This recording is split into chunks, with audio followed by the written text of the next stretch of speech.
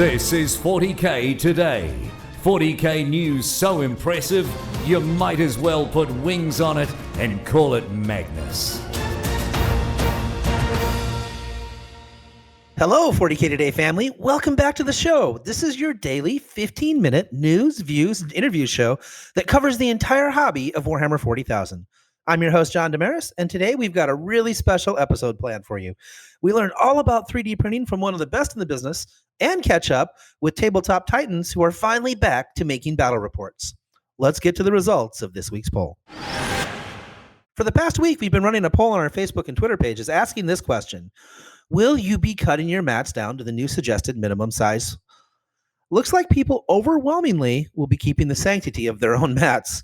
I love our good friend Adam's comment. I know Steve mentioned this before, but let's be honest, it's the leader in the clubhouse for comment of the year. Adam says, just because I have an extra 4 inches doesn't mean I'm going to cut it and be done with it forever. Bravo, sir. Bravo. And he's on the winning team. 83% of people said, keep them whole. We'll have another poll next week. Make sure you swing by our Facebook to check it out. Okay, we're all very excited around here. Our good friend John Geiger from the Big Bear 3D swings by to drop some wisdom about 3D printing. But first, I sat down with our good friend Brian Pullen, who's with Tabletop Titans, and they're back in business making battle reports and videos for all of us to consume. Brian, my good friend, my good Canadian friend, I didn't even know you were Canadian, learned something new today. Very cool. So over at Tabletop Titans, you guys have started streaming again. You want to tell the users like kind of how that came to be and what you guys are doing?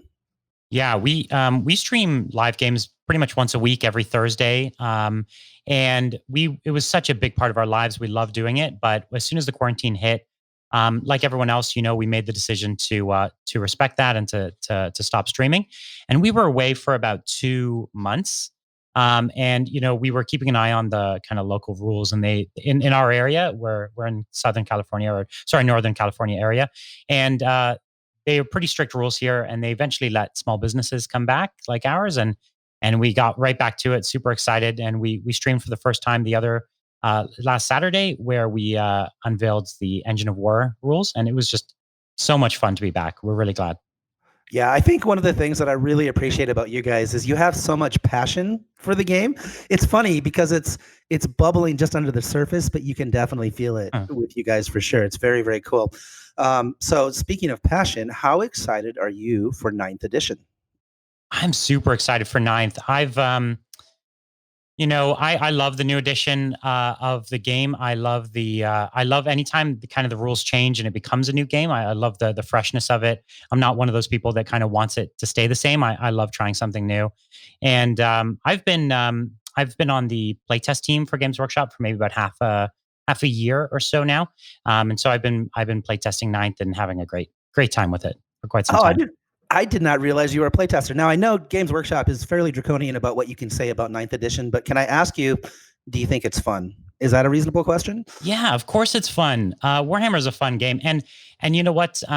They've taken everything that I thought, and most people thought weren't working right about 8th, and they've really addressed it. And they've unveiled most of that stuff already. And so I really think that 8th edition is a great game, and this is an update basically on 8th edition, it feels like, in many ways.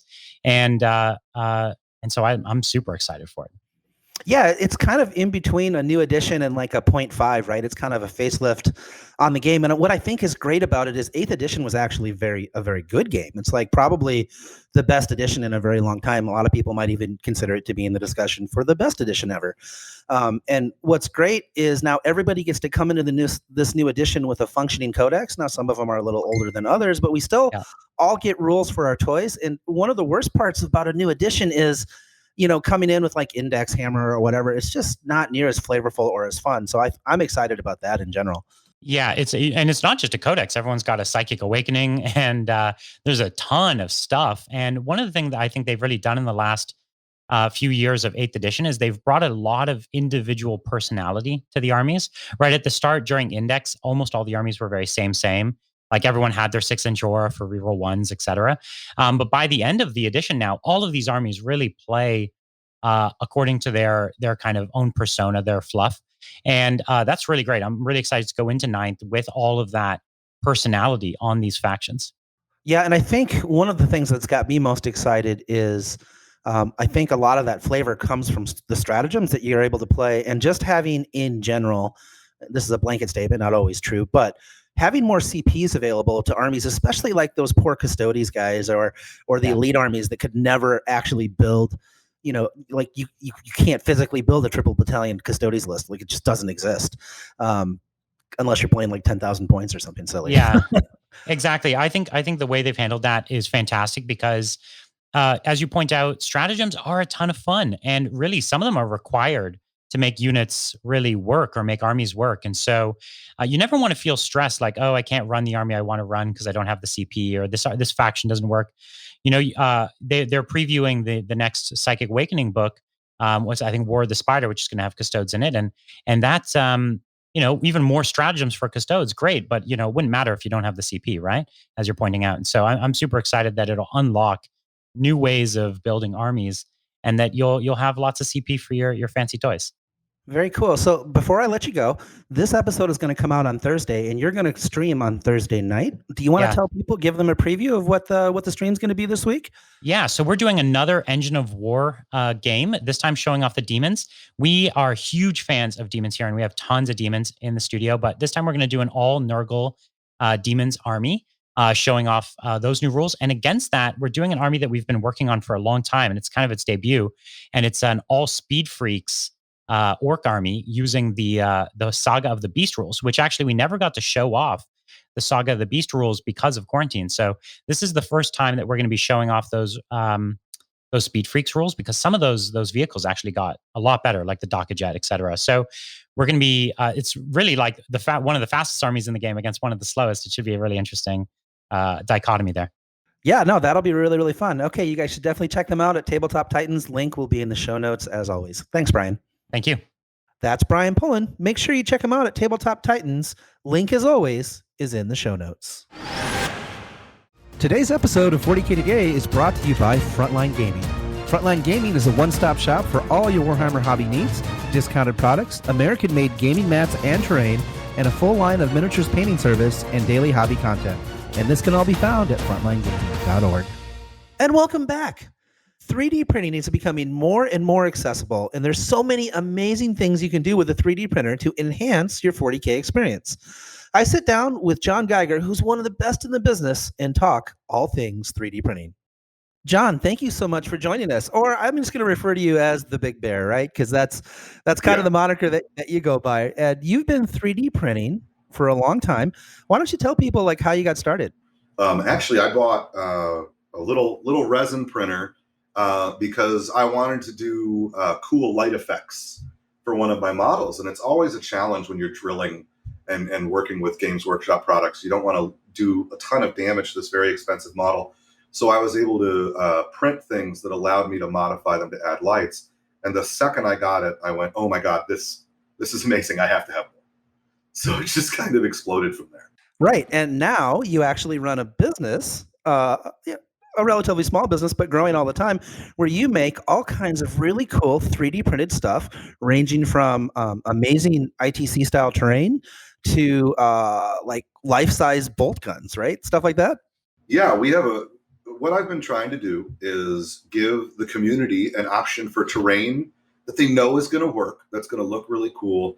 And for these props, I think a lot of folks have complained over the years that tournament prize support and stuff is never as cool as they want. And I thought, what a way to help, but to bring these bolt pistols, and bolters, and chain swords that you can physically hold in your hands. I thought that would be really cool. So that's what really pushed me towards that.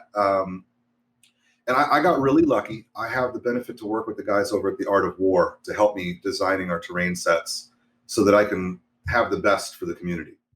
Yeah, that's fantastic. So now, obviously 3D printing, it looks pretty complicated. What would you tell somebody that was considering getting their first 3D printer? I would advise folks to start small. A lot of people get into 3D printing and they're like, oh, I want to get this amazing thing and I want to put 40 upgrades on it and I want to print, a full-size Mandalorian outfit. But the 3D printing, like a lot of things, has a really high learning curve, and you really want to go slow with it.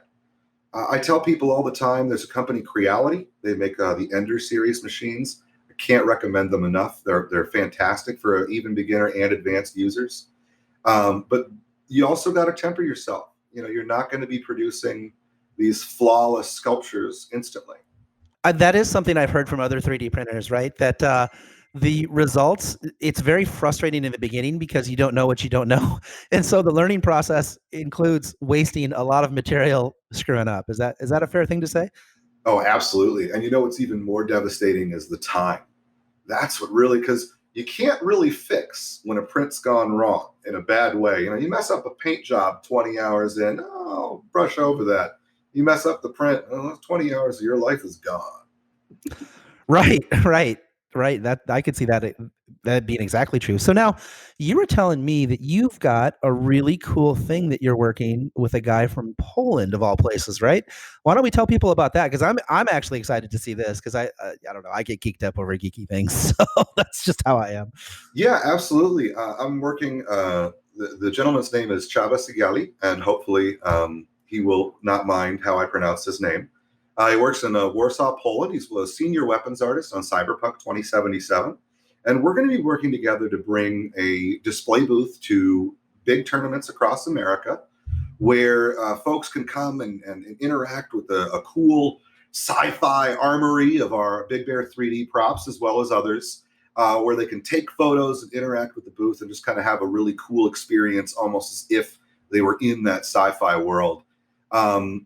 What's amazing is the talent that Csaba brings is really incredible. Not only has he worked on Cyberpunk 2077, but he was one of the key developers on Crysis for Crytek as well. So it's really great to be able to work with someone this talented. He's a great guy, and we're really excited to bring something new to the tournament scene. Yeah, I'm excited to see it because I don't know. I sort of love the idea of having a fully realized, ginormous gun a la Men in Black, if you can imagine. Oh, yeah. Well, actually, right now, for example, I've just submitted. William Frederick is one of my very talented painting partners. He is currently painting the sniper rifle from Halo 5, a 5-foot-long sniper rifle, life-size, that will actually be featured. So that's a great example of just a gigantic, amazing sci-fi gun that we're going to have on the booth. That's really cool. All right, John. Well, thanks for sharing some tips about 3D printing. And if any of you are considering getting into it, I think it's a great avenue for bringing a lot of interesting abilities to your toolbox to enhance your experience, right? So I don't know, John, before we let you go, did you want to maybe give some people some ideas, some of the cool things they can do? Yeah, actually, I would tell folks to go to the bigbear3d.net. That's my website. And on there, you can actually see some of the applications I've had for 3D printing with my own models. You can print channels for electronics and lights. You can print different kinds of basings to hide your different conversion works. And you can print supplemental pieces to really add to a Games Workshop model where maybe they don't produce those sorts of bits. As well, on there is my contact information for folks that are looking for help in the hobby or how 3D printing can help them. I'm always available to answer questions as well. All right, John. Thanks again. Thank you. That was John breaking it down for us. Who else wants their picture with a sweet 40K weapon? I know I do. Looking forward to that very much. Before we say goodbye, it's that special time in the show. We're going to get that amazing jingle stuck in your head, and you are very welcome. It's time for Model of the Day. It's the model of the day, the model of the day, the model of the day.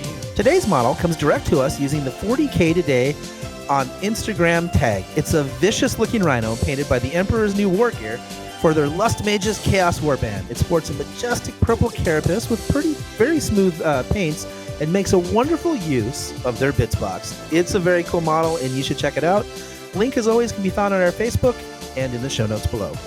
And as always, if you have a model that you want us to feature on the show, or you've seen a model that we should feature on the show, let us know by either coming to our Facebook or using the 40K Today hashtag on Instagram. Tag your models, and we'll come find them, and we'll feature them on the show. And that's it for today. Thank you so much for joining us. A big thanks to our content producer, Alex Boehner, our social media whiz, Tanya Gates, and our technical producer, Seamus Ronan, for all their hard work once again putting this program together, along with our newest team member, Paul Murphy, for stepping up with hosting and interviews. Also, tomorrow, don't forget to hear our best of the week. Download it via the Frontline Gaming Network or via your favorite podcast player. So we'll see you tomorrow. Until then, for the 40K Today team, I'm John Damaris, and that's what's happening in 40K Today.